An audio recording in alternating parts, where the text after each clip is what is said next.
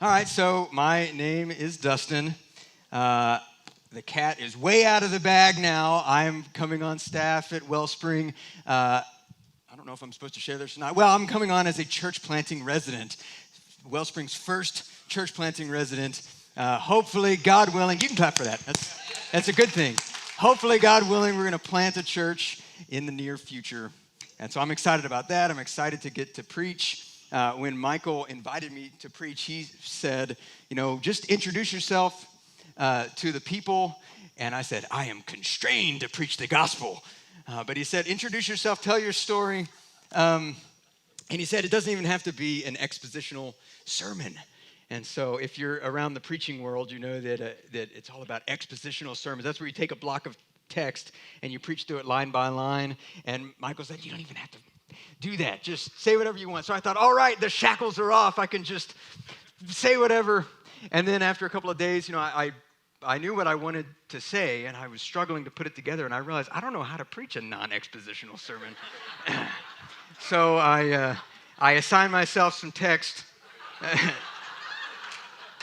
some text that really means a lot to me. It's been foundational in my Christian life. So we're going to be in Psalm 51, looking at verses 12 through 17. So you can go ahead and turn there.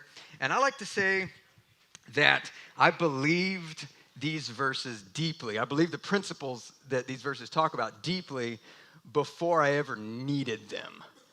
So I am going to tell some of my story, and you'll see what I mean when I said I needed these verses. I needed them to be true. I needed them in my life. Let me say a prayer for us. God, you know how much you've used these verses and these principles about your heart toward us. You know how much you've used these in my life. God, you know how I'm excited about preaching about this to this church family. God, will you show up? Will you attend this sermon? Will you bless these words? God, will you make this more than just an informational thing, but a heart-moving thing? Nobody can move hearts but you. So, Lord, will you come and move hearts in the name of Jesus? Amen. All right, so what you need to know about this set of verses, this psalm is a psalm of David, and in many Bibles, maybe all of the English translations, you'll see a note at the beginning that says that David wrote this psalm after he was confronted by the prophet Nathan about an egregious sin that he had just committed, kind of a double whammy sin. He had just slept with another man's wife, and then he arranged to have that other man killed. And it just dawned on me, we've got the little children in here. But that's all we're going to say about that sin. But then God alerted Nathan the prophet to what David had done. Nathan goes and confronts David. David's convicted in the heart. And then as he's processing through his own sin before God, he writes this psalm. And so we get to see inside the head of a man who is repenting before God. So it starts, we're going to start in verse 12. The whole psalm is good. But we're starting in 12. David says, restore to me the joy of your salvation and uphold me with a willing spirit. So when I first latched onto this verse, I really needed to know that the Christian life was related in some way to joy. And it sounds like a little bit of a no-brainer, like of course it is, but the Christian tradition that I was coming from was not very joyful. Church wasn't very joyful. Evangelism wasn't very joyful. There just wasn't a lot of obvious joy. But I started having experiences with God that were really joyful, and so I needed to know that I was being biblical. So I find this verse, and of course there are dozens and dozens of verses about joy, but I find this verse and underline it and put a star beside it. It became very important to me. Joy and the Christian life are linked. But then if you keep looking at the verse, you can see a couple of implications in what David is saying. He says, restore to me the joy of your salvation, which implies what about how David is feeling when he's writing this? Yeah, he's lost the joy. He had some joy.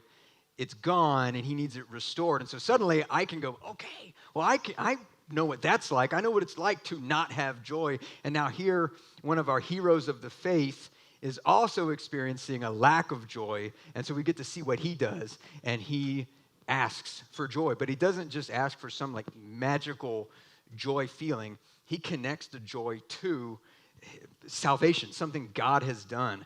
Bring me that joy. There's a certain kind of joy associated with what God has done, and David's asking for that. And he also says, uphold me with a willing spirit, which implies that he doesn't feel very sustained at the moment. Maybe worn out. And I think, okay, well, good. I know what it's like to not feel sustained. I know what it's like to be worn out. And so we can follow David into asking for this kind of thing. So he's making a request that's kind of a cause and effect request. So he requests joy, and he requests being sustained with a willing spirit. And then in the next verse, he says what will happen as a result. So he says in 13, then I will teach transgressors your ways, and sinners will return to you. So what is he talking about? Teaching transgressors the ways of God and sinners returning to God. He's talking about evangelism, sharing the good news about what God has done. And to David, it's the response to something really awesome God has just done. It's the response to joy. But how often do we think of evangelism as the job of the Christian? Like God hired us by saving us, and now we have to go work. We got to put in the work, do the work of evangelism, and then we feel guilty for not doing it enough. And this guilt thing, some church traditions, they base all of their teaching on evangelism around guilt-tripping you into doing it. They're like, have you heard about how bad hell is? It's this bad. And think about your poor lost neighbor. Do you want him to go to hell? And it's like this guilt motivation. And you can get people to do a lot of things by guilting them into doing it, but you can't get them to do it joyfully from guilt. But David shows us something different. Give me joy, and that will propel me to tell people about how good you are. It's the response. So we feel guilty for not doing it. We feel afraid when we are doing it because we're starting from the wrong motivation. A motivation of guilt is not going to give you fearlessness. The guilt is a type of fear on its own. So we feel guilty, we feel afraid, but think of it like this. We talk about the movies that we like. We don't feel guilty for not talking about them, and we certainly don't feel afraid for sharing about a movie that we like. We talk about food we like. We talk about sports teams we like. So it only stands to reason that we will talk about the God that we like. So if you're thinking, man, I want to evangelize more, I want to be better at this evangelism thing, you can ask for boldness, and you should, and we definitely should, but maybe the problem is not a lack of boldness. Maybe it's we need to be asking for another greater, deeper revelation of how good God is, just to experience the joy of God. It's not greedy to ask God for more joy, because more joy throws you out into the world to bless other people with what you know about God. So if you're the note-taking type, you can write down this note. Evangelism is not the job, it's the response. Evangelism is not the job of the Christian life, it's the response of the Christian to the goodness of God. And then David goes on in verse 14 to make another cause and effect request from God. He says, deliver me from blood guiltiness, O God of my salvation, and my tongue will sing aloud of your righteousness. So this blood guiltiness thing is not just some fancy Bible word. David is super guilty, right? He is guilty of blood. And so he's saying, deliver me of blood guiltiness. He's asking for forgiveness. Forgive me for what I did. And then what does he say is going to happen? After you forgive me, look what will happen. My tongue will sing aloud of your righteousness. So how often do we think singing and worshiping God is just what you do when you go to church? It's all across the country right now, all across the world, really. People are gathering to worship God, and some guy or some lady says, all right, everybody stand. And so we stand, and we don't know why. And then we start singing, And we don't know why. We just dial it in. It's on autopilot. But David's showing us, man, this singing is related to what God has done. It's another response. And we get to see a really beautiful picture of worship and what's really behind worship in Luke chapter 7. So you can turn there. We will be going back to the Psalms, so you may want to utilize some fingers and thumbs to keep things organized. We're going to Luke 7. I'm not going to read the whole passage. I'm going to paraphrase a lot of it and then read just this parable that Jesus tells about worship. So by the time Luke 7 happens, Jesus has been on the scene for a while. He's starting to grow in popularity. People are knowing about him.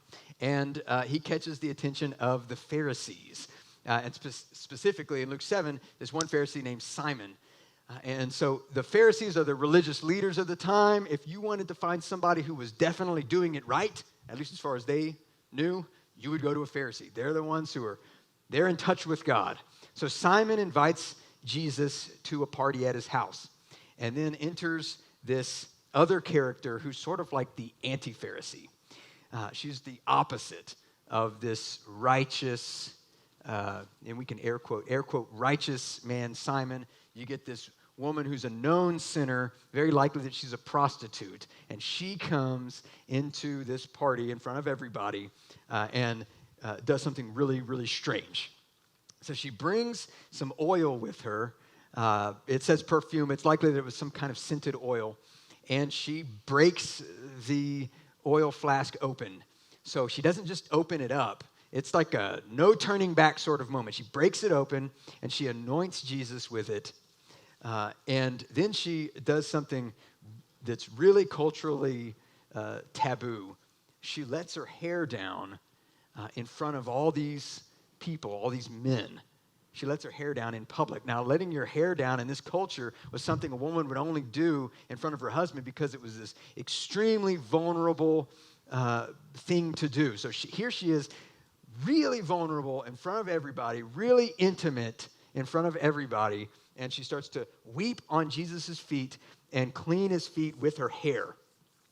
So this is a deep, deep, deep expression of worship that comes from a really deep place that was so deep that she was willing to be undone in front of everybody. And then Simon is there at his party, at his house, and sees this happening and thinks to himself, man, if this Jesus really were a man of God, he would know what kind of woman was touching him. And then Jesus, being, of course, the most legit man of God there ever was, knows what Simon's thinking and addresses Simon out loud, addressing his secret thought, and he tells him this parable to illustrate something really important about worship. He says in verse 41, a certain moneylender had two debtors. One owed 500 denarii and the other 50. When they could not pay, he canceled the debt of both. Now, which of them will love him more? Simon answered, the one, I suppose, for whom he canceled the larger debt. And he, Jesus, said to him, you have judged rightly. And then Jesus goes on to list all of the things that this woman has just done in worship to him. And he says, Simon, you didn't do any of those things. And then he drives it home with this last hard-hitting verse in 47. He says, therefore, I tell you, her sins, which are many, are forgiven, for she loved much. And I've heard commentators say, and some translations even write it this way, it says, you can tell that she has been forgiven much because of what she just did out of love for me.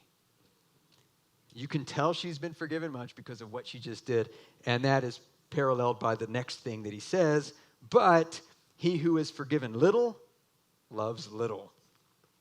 So he who is forgiven much loves much. He who is forgiven little loves little. And it almost sounds like Jesus is saying there are two kinds of people. One kind of person who's pretty good, and they just need a little bit of forgiveness to get them over the edge so they can stand before the perfect and holy God. And then there's other people like this woman who are really bad, and they need to be forgiven a lot. If you read this in isolation than you could think that. There are other times that Jesus says something very similar where it's clear that he's not saying there are two different kinds of people as far as different amounts of sin goes. He's saying there's some people who think that they only need to be forgiven a little.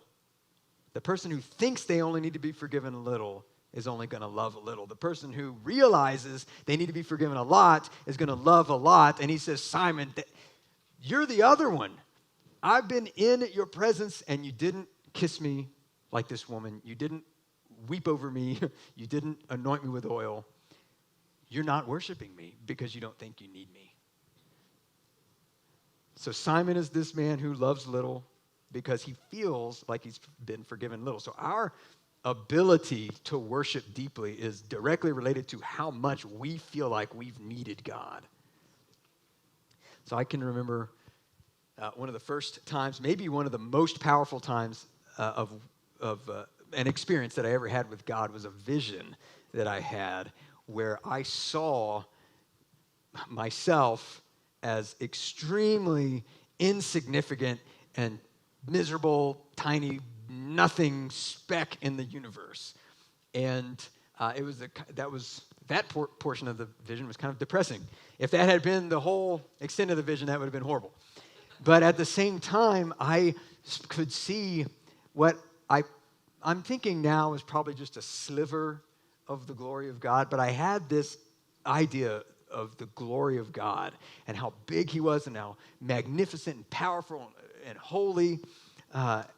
And I thought, well, that is a holy God. That is a God that should be worshiped. And in the same vision, this infinitely big finger comes from God and touches my little insignificant heart. And I hear God saying, yes, you are insignificantly small.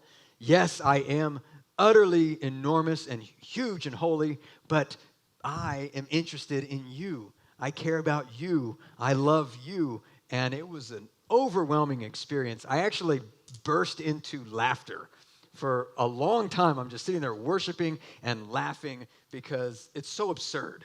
And I can see how absurd it is. Little me, a huge God, and yet he's concerned with me. And so that single instance started a personal revival in my heart where for years, if you just put on some worship music, I was gone. It didn't matter if it was cheesy, it didn't matter at all. I was deep in worship because I was revived, and it was because I saw just how distant from God I was and how close to him he made me. And so it's directly related to that chasm. Him coming across that chasm for you throws you into worship. It throws us into worship. And so you can write this down also. Worship is not the job. It's a response. Worship is not the job. It's a response. And then David goes on to make one more cause and effect request. But I think this one is sort of a poetic way of sort of tying up what he had just said. He said something a lot less specific. He just says, "O Lord, open my lips, and my mouth will declare your praise." So it's the same kind of thing. Open my lips. I'm in such a state that I can't even open my own mouth. You open my lips, and I will praise you. And I don't want to read more into it than is there. I think he's tying up what he's just said. But then he goes on to verse 16, and he doesn't make another request here. Here, he makes a very bold theological statement, kind of a shockingly bold theological statement. He says, "For you will not delight in sacrifice, or I would give it. You will not be pleased with a burnt offering." That's a huge theological statement. And my question is, how did he know that? How did David know that God would not be pleased with a sacrifice? So by the time David was around, there were a few books of the Bible, if you will, a few scrolls of the Bible. And three of those, Exodus, Leviticus, and Numbers, go on for pages and pages and pages describing how to do sacrifices, describing where to do sacrifices, when to do sacrifices, who should do them, how exactly they're supposed to do them. You're supposed to cut this fat off and burn this at this time and that at that time. And it's a lot of Bible space is given to describing how the sacrifices were supposed to be done. So it would be very easy to believe, and maybe even expected, that someone would read what was written and think God is all about sacrifice. It'd be really easy to just go, man, God is so serious about sacrifice. You better make sure you do your sacrifices right. So then where does David get off saying, you will not be satisfied with the sacrifice? I think the answer is the very same reason that he's called a man after God's own heart. So God himself called David a man after my own heart. And so we think maybe he was called a man after God's own heart because he was really holy, right? That feels kind of right. A man after God's own heart would be a really holy man, a really good man, morally perfect. But we know for sure already here, I mean, David committed adultery and then murdered a guy. So it can't be that he was impeccably pure. That's not what being a man after God's own heart means. And you could also think that maybe it means that he was really faithful. Like he believed in the power of God. Because we all know the David and Goliath story where David as a child with a slingshot goes and fights a giant who's dressed for battle. And so you think, well, man, he stood in the gap. He believed God for power. So maybe that's what it means to be a man after God's own heart. But a little bit later on, you see the same David stop trusting in the power of God for victory over his enemies, and he starts trusting in the power of his army, and he numbers his army, which doesn't seem like that big of a deal, but it was a really big deal to God, and it was a sin, and he was judged for it. So we know it can't be simply because he was faithful. I believe that he's called a man after God's own heart because through the ins and the outs, the ups and the downs, failing, succeeding, he understood what God's heart really was after. He understood that even though there's all this business about sacrifices, he understood exactly what God's heart was really after. And so God said, he's a man after my own heart. He knows what I actually want. And fortunately for us, he tells us exactly what that is in the next verse. He says in 17, the sacrifices of God are a broken spirit, a broken and contrite heart, O God, you will not despise. So he knows what the Father's heart is really after, and it's after your broken heart. So that's why he's called a man after God's own heart, because he knows what God wants. Now, consider this. What if God had said the sacrifices of God were something else, something other than a broken and contrite heart? What if he'd said the sacrifices of God are a holy life? So moral perfection. He could have said that. What if that's what he'd said? Then, what's a sacrifice, right? That's what you would bring to the temple so that you would be worthy to go into his presence. If you brought the wrong sacrifice, you could literally die in his presence. So if the sacrifice of God was holiness, then in order to come to God, you'd have to have a holy life. There are church traditions today who believe that the way to go to God is by your holiness. And so people that are believing this way have this heavy weight on them, trying to always be holy, because if I'm not holy, then I can't go into his presence. That's exactly what the problem with the Pharisees was. They thought it was all about holiness, to the extent that when Simon had Jesus Christ himself at his house, all he could think about was, how can that sinful woman be touching that guy? It's holiness focus, and he missed it. He missed Jesus because he thought the sacrifices of God were holiness. That's not what God asked for. God could have said the sacrifices of God are happiness, your joy. And meaning, if you want to come to God, you come happy and joyful in him. And I don't think anybody would say, that's what I think the sacrifices of God are. But it is endemic in Christianity to behave that way, which is why when you wake up on Sunday morning and your heart is broken, you go, put on a happy face and go to church. Show everybody that I'm joyful. Show everybody that I'm happy, because even though, ironically, we wake up with a broken and contrite heart, we say, that's not what God wants. I got to come with a joyful heart, come with a happy heart. That's not what God asked for. He didn't ask for a certain amount of fasting as the sacrifice. He didn't ask for a certain amount of giving as the sacrifice. All of these things are part of the Christian life, but they're not the job. They're not what he asked for. He asked for a different kind of sacrifice, a broken and contrite heart.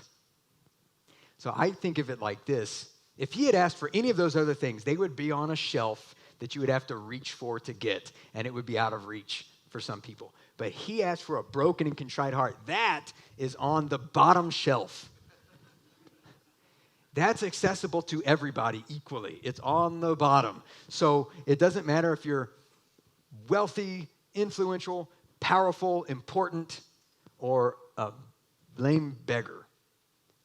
Everybody has equal access to that sacrifice of God. It doesn't exclude anybody. But it sort of gets flipped on its head, because if you are important, powerful, or if you simply have a life of ease and comfort, it actually becomes really hard to voluntarily stoop down low enough to grab the sacrifice that God is actually after on the bottom shelf. That's why Jesus said it's nearly impossible for a rich person to enter the kingdom of God. It's not because God doesn't like money and he says, sorry, too much money. It's the person who has a lot, who has comfort, it's surrounded by comfort and power and importance. That makes the heart feel strong. And the strong heart is offended at stooping down to the bottom shelf. But the only person who's going to come to Jesus is the person who comes with a broken heart, because he's offensive to the heart that's proud. To come to Jesus on his terms, you come like the woman who came undone on the ground at his feet. It's the only way you can come to him. And he doesn't put that on a high shelf that you have to work and strive for. The woman, the beggar, just has to reach to the side. It's right there. They're already on the ground. Hello. I promise I practiced this sermon, and this didn't happen during that. It was the worship. That was the thing that got me. So if you're the note-taking type, you can write it down. The job is to come with brokenness. The job is to come with brokenness. That's it. That's why Jesus says the yoke is easy, the burden is light. He's not asking you to carry some huge burden. He's asking you to carry the biggest burden you've got that's breaking your heart, and that's your ticket in, and he takes it from you. So I say that I believed these verses before I needed them. So I want to tell my story of when I came to a spot where I really, really needed these verses. So if you go back 10 years, my life was pretty easy. I didn't have kids at the time, which, no offense, kids, you guys are in here, but stuff's a lot easier when you don't have kids. You can kind of do whatever you want. But that's hardly anything. I hadn't really suffered any loss. I didn't know what financial trouble was. I'd never seen that in my life. I had an easy life. But I started pastoring people. And so what am I, a young guy who's never suffered anything, possibly going to offer to a woman who's 40 years older than me, whose husband's just died? She's not coming to me to hear me say something smart. And so I find these verses, and I'm like, okay, this sounds like God's voice. I can tell her this. I can pastor people with these truths about God. So I started to believe them. I started to see these verses work in people's lives, and I decided, okay, I think this is true. And then fast forward a couple of years, 5 years later, things start getting more difficult for me. We bought a house on a Thursday, and then I lost my job the next day on a Friday. So that was difficult. And then fighting through getting a job and having like the threat of the whole company collapsing for years. That was hanging over my head all the time. We actually did run out of money month after month after month. It was difficult. But then in September of 2020, I got to experience even more deeper difficulty on a level that I had never really gotten to see before. So at the beginning of COVID, it just happened to be this way. I started having some abdominal discomfort, but it wasn't too bad, and I just said, let's just tough it out, it'll go away. And then 6 months later, it hadn't gone away, it hadn't changed at all. Well, it actually did, it started getting worse. And so I started to feel worse and worse and worse, and then finally I was like, all right, I'll do something about this. So I went to the hospital. I actually went to the ER because it started getting worse really fast.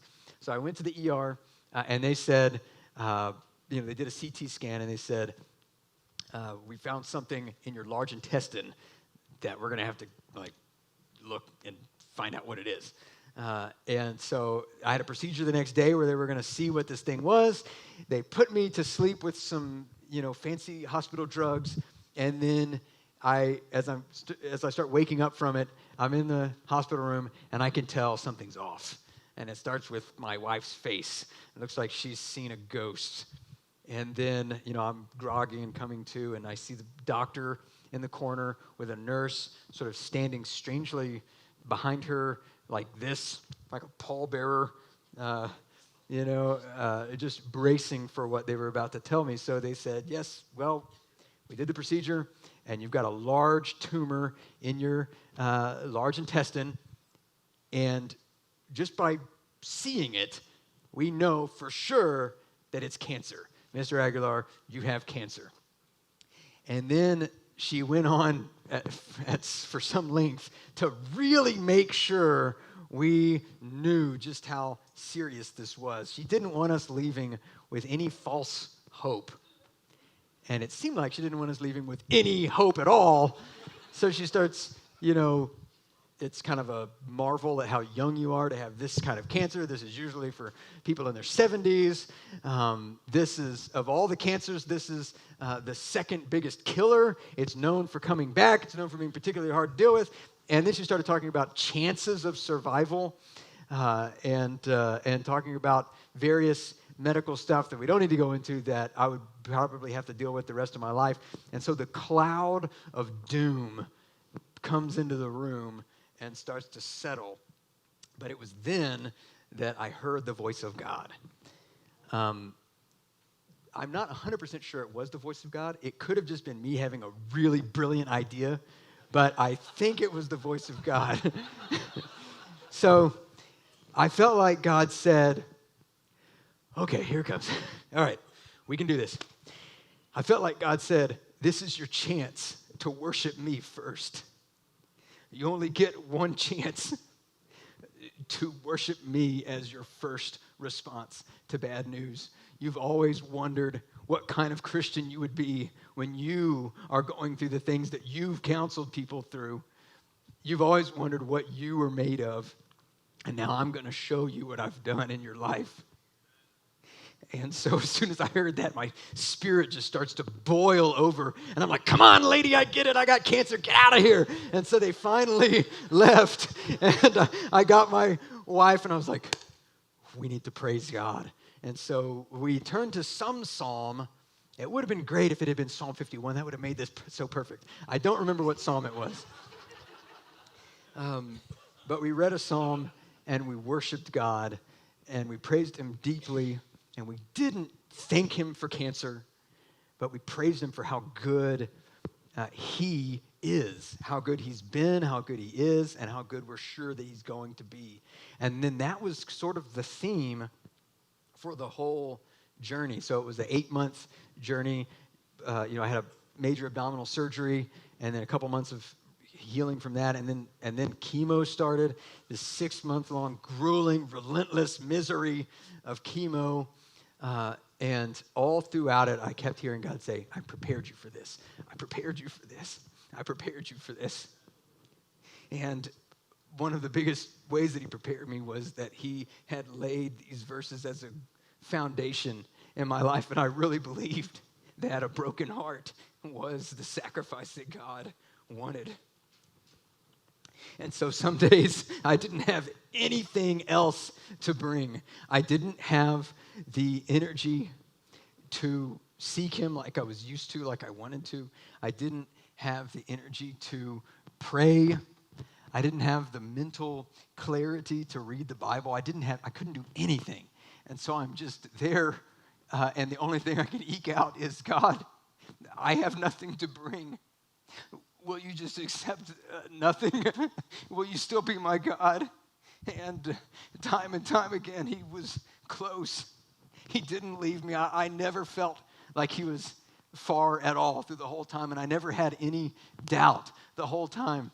My mind was so solid the whole time. I wouldn't say I was joyful the whole time, but I had closeness with God. And he proved to me over and over and over that he would come to me if I came to him with nothing. And so that's when I realized that I really needed these verses. But I was so glad that he had convinced me of them beforehand. I don't know what it would have been like to have to learn those verses at that time. I learned those verses when I was, fine. And I needed them when I was on the ground. And so, as I was preparing this, I thought, man, there's really something else that I should definitely share. And I already shared it on the recording, so there's no turning back now. I have to share it now.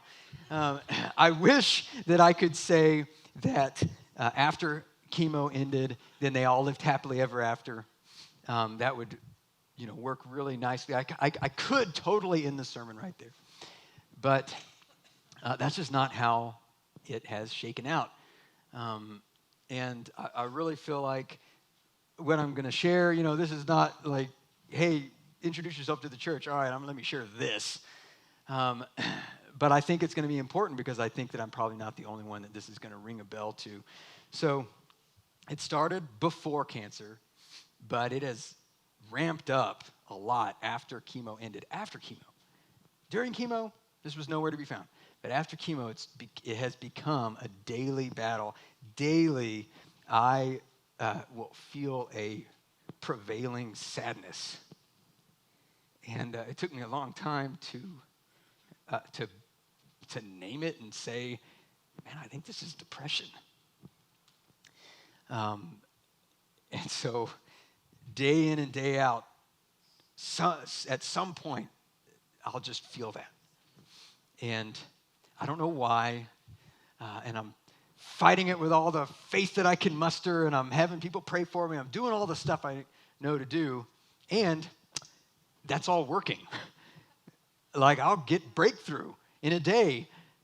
The finger of God will touch me, and I'll be set free. Hallelujah, I'll never suffer again.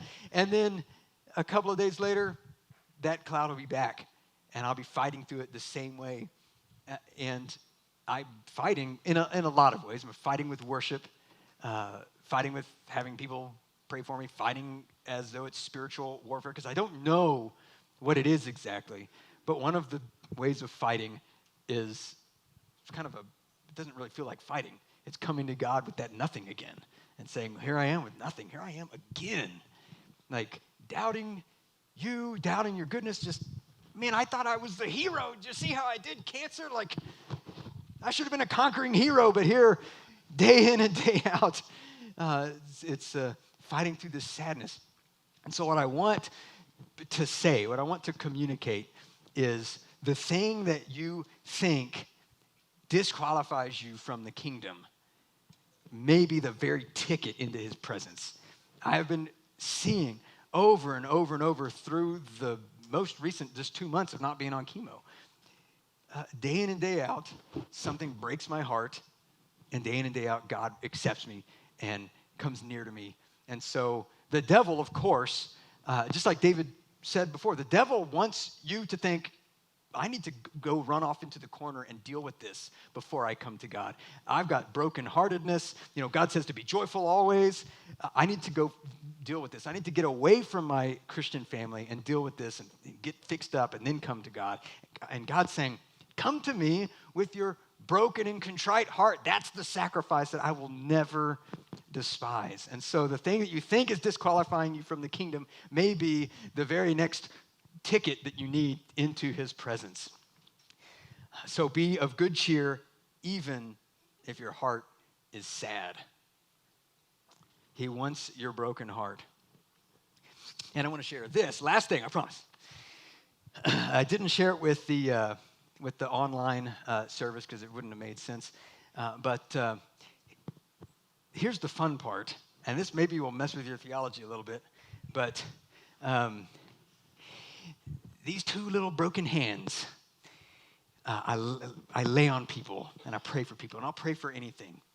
And when I say broken, I mean, like I still have neuropathy in these hands from chemo, so they're not even healed up.